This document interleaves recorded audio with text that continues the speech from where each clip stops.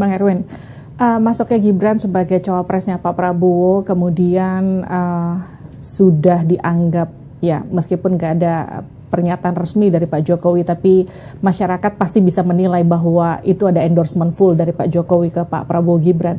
Dan ini sampai bahkan dianggap Prabowo Gibran itu adalah periode ketiganya Pak Jokowi, karena kalau kita lihat dari programnya, kemudian ada keberlanjutan IKN, ada kemudian sampai food estate, itu juga jadi hal-hal yang jadi programnya Pak Jokowi yang juga akan dilanjutkan oleh Prabowo Gibran. Gimana menjawab Prabowo Gibran itu adalah periode ketiganya Pak Jokowi?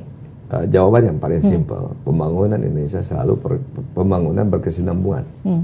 Apa yang dibangun oleh Pak Bung Karno diterusin dan diperbaiki oleh Pak Harto. Apa yang telah dibangun oleh Pak Harto kemudian dilanjutkan oleh Gus Dur, oleh Pak Habibie dulu deh, kemudian oleh Gus Dur, oleh Ibu Mega, kemudian ada pemilihan langsung 2004, dilanjutkan lagi oleh Pak SBY, kemudian Pak SBY 10 tahun, kemudian datang Pak Jokowi 10 tahun juga. Jadi selalu ada pembangunan berkesinambungan. Dulu kan kita kenal anak-anak Repelita, rencana pembangunan 5 tahun. Jadi kita selalu melihat pembangunan itu berkesinambungan. Ada yang kurang, yes, kita perbaiki, kita benahin, kita koreksi. Ya, harus kita akui juga memang ada yang kurang. Itulah yang kita perbaiki, yang kurangnya.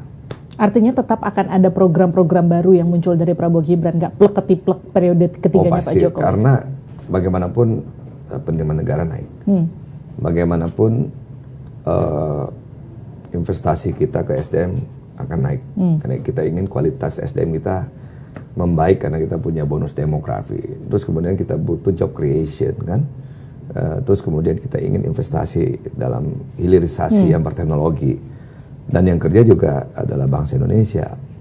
Jadi pasti ada program yang baru kan. Pembangunan Pak Harto kan butuh juga 30 tahun baru kemudian pembangunan itu terasa, tetapi belum cukup, ada yang kurang.